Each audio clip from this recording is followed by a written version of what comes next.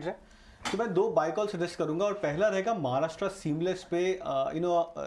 Stock बहुत ही बढ़िया कर रहा है, लास्ट 2 से 3 महीनों में ऑल टाइम हाई लेवल्स को क्रॉस कर चुका है और जनरली एक टेंडेंसी देखते हैं कि जब वो एक stock all time high levels को क्रॉस कर देता है तो उसके बाद एक नया फ्रेश मोमेंटम आ जाता है स्टॉक्स में।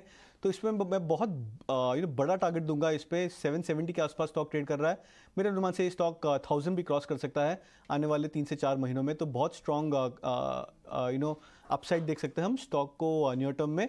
1000 का टारगेट रख सकते हैं, स्टॉप लॉस 650 के आसपास। और केईसी इंटरनेशनल मेरा ऐसा मानना होता है कि स्टॉक जनरली जब ब्रेकआउट कन्विंसिंगली दे देते हैं उसके बाद में एक साइलेंट फेज में जब आ जाते हैं तो साइलेंट फेज में हमें बाय करना चाहिए होता है। उसे हम कहते हैं classical buy on consolidation rather than buy on dips. KEC एक ऐसा चार्ट है जिसने बहुत अच्छा किया था लास्ट 1 मंथ पहले और अब स्टॉक एक साइलेंट फेज में आ चुका है। तो मेरे अनुमान से बहुत अच्छा रिस्क रिवॉर्ड बन सकता है। 459.60 के आसपास स्टॉक ट्रेड कर रहा है, 500 का टारगेट रख सकते हैं, स्टॉप लॉस 440। काफी इंटरेस्टिंग टारगेट जहां पर महाराष्ट्र सीमलेस पर तो अब काफी हद तक कुणाल आपकी कन्विक्शन बनती हुई है, केसी इंटरनेशनल भी खरीदारी के मौके। लेकिन ऐसे में जाने से पहले बाजार पर भी आपकी राय हम जानना चाहेंगे, क्योंकि ऑफकोर्स आज लाल निशान दिख रहा है लेकिन इससे कितना सहमना है, क्योंकि हमने पिछला हफ्ता इनफैक्ट हम तो वीकेंड पर भी काम कर रहे थे, इतने इंपॉर्टेंट नंबर्स आते हुए दिखे।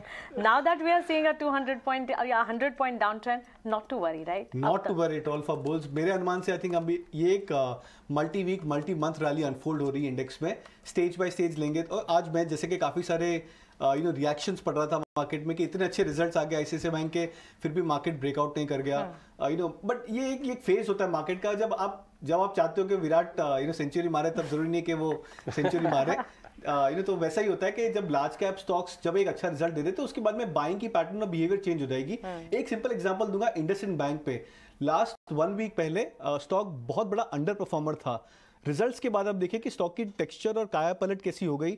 आज जब बैंक निफ्टी डाउन 200 पॉइंट था, इंडसइंड बैंक 1% अप था। जनरली ये one of the major stocks होता है जो सबसे पहले पिटता है। तो जब स्टॉक्स की पैटर्न्स चेंज हो जाती है उसके बाद में नया ट्रेंड चालू हो जाता है। तो मेरे अनुमान से बुल्स को भी स्टॉक्स पे विश्वास करना चाहिए और यहाँ पे लॉन्ग पोजिशंस बनाए रखनी चाहिए।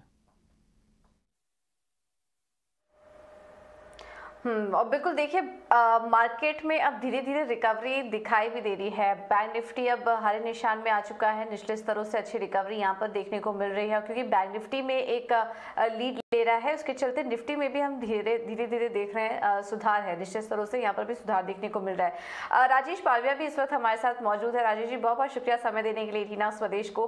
क्या व्यू बन रहा है आपका मार्केट पर, और अब आखिरी कुछ घंटे बचे हैं, रिकवरी तो दिख रही है, ऐसे में आपकी तरफ से ट्रेडिंग पिक्स कौन से होंगे, आपकी नजर कहाँ पर है? Good afternoon. सो देखिए मार्केट में बाय ऑन डिप्स का तो मार्केट है। जब तक हम 16,500 16,450 के ऊपर ट्रेड करते रहेंगे तो कोई भी करेक्टिव एक्शन आ रही है, एक अपॉर्चुनिटी होगी बाय करने के लिए। मार्केट में एक अच्छा अपमूव हमने पिछले 2-3 हफ्तों में देखा और जिस तरीके की रैली थी थोड़ा सा प्रॉफिट टेकिंग हायर साइड पे होते हुए दिख रहा है। और ये एक्सपायरी वीक है तो जरूर थोड़ा मार्केट यहाँ पे रुकता हुआ जरूर रहेगा, क्योंकि हायर साइड पे हम देखें तो 16,800 17,000 की स्ट्राइक पे कॉल राइटिंग देखने को मिली थी। तो थोड़ा यहाँ पे पॉज जरूर रहेगा इंडेक्स पॉइंट ऑफ व्यू से, बट हमें लगता है स्टॉक स्पेसिफिक एक्शन यहाँ पे बनी हुई है। और 16,500 16,450 ये 2 लेवल काफी इंपॉर्टेंट है। जब तक इसके ऊपर रहेंगे तो there is a high probability कि हम वापस 16,800 17,000 की तरफ भी बढ़ते हुए दिखेंगे।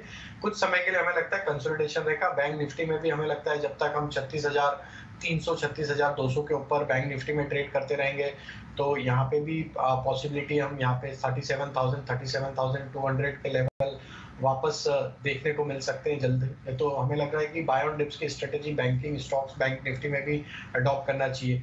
अब यहाँ पे स्टॉक स्पेसिफिक बात करें तो पहला स्टॉक हमारा जो रहेगा वो रहेगा आरपीजी लाइफ साइंसेज। ये स्टॉक में अगर हम वीकली और मंथली सेटअप देखें तो स्टॉक में ऑलमोस्ट 4 से 5 मंथ का एक कंसोलिडेशन रेंज का यहाँ पे ब्रेकआउट होते हुए दिख रहा है। स्टॉक अब अपने सारे लॉन्ग टर्म मूविंग एवरेजेस के ऊपर ट्रेड कर रहा है। एक मल्टीपल रेजिस्टेंस जोन का ब्रेकआउट भी यहाँ पे डेली चार्ट पे होते हुए दिख रहा है। तो हमें लगता है आरपीजी लाइफ साइंसेज को यहाँ पे बाय किया जा सकता है। 628 के आसपास अभी स्टॉक ट्रेड कर रहा है। हम एक्सपेक्ट कर रहे हैं इसमें थोड़े दिनों में मतलब पोजिशनल टारगेट यहाँ पे आना चाहिए, करीब 670 680 तक के अपसाइड के टारगेट इसमें आते हुए दिख सकते हैं। स्टॉप लॉस होगा करीब 605 के आसपास। जो दूसरा स्टॉक होगा बैंकिंग स्पेस से होगा और उसमें हम एसबीआई पे यहाँ पे बाय करने की सलाह देंगे। पहले भी हम ये स्टॉक पे multiple time recommendation by side का दिया हुआ है, लेकिन जिस तरीके से अभी भी हम हमें यहाँ पे देखने को मिल रहा है कि SBI भी आज जिस तरीके से बाइंग इंटरेस्ट दिखा रहा है और अब देखें तो बैंक निफ्टी भी ग्रीन में आई, तो SBI का कंट्रीब्यूशन हमें लगता है यहाँ पे काफी रहेगा बैंक निफ्टी को फर्दर और अप मूव कंटिन्यू करने के लिए। और SBI पे हम एक्सपेक्ट कर रहे हैं टारगेट आना चाहिए 528 से 530 तक के। स्टॉप लॉस होगा SBI में करीब 508 रुपए का। तीसरा स्टॉक जो हमें अट्रैक्टिव लग रहा है वो है ITC का। ITC में देखिए 300 रुपए के ऊपर स्टॉक कंटिन्यूसली ट्रेड करते हुए दिख रहा है और जिस तरीके की स्ट्रेंथ ITC यहाँ पे दिखा रहा है, हमें लगता है यहाँ पे एक अच्छा अपसाइड का ट्रेड ITC में भी बनते हुए दिख सकता है। 320 तक के अपसाइड के टारगेट हमें लगता है ट्रेडिंग पॉइंट ऑफ व्यू से आते हुए दिख सकते हैं। स्टॉप लॉस रखें इसमें करीब 294 के आसपास। 303 इनफैक्ट इंडेक्स तो इससे काफ़ी आज हेल्प मिल रही है। ITC ऊपर आ गया, SBI ऊपर आ गया है, टिस्को ऑलरेडी स्ट्रांग है। इनफैक्ट मार्केट भी इस समय ऑफ लोज है और बैंक निफ्टी तो ऑलमोस्ट ग्रीन में आ गया। संजय जी भी आ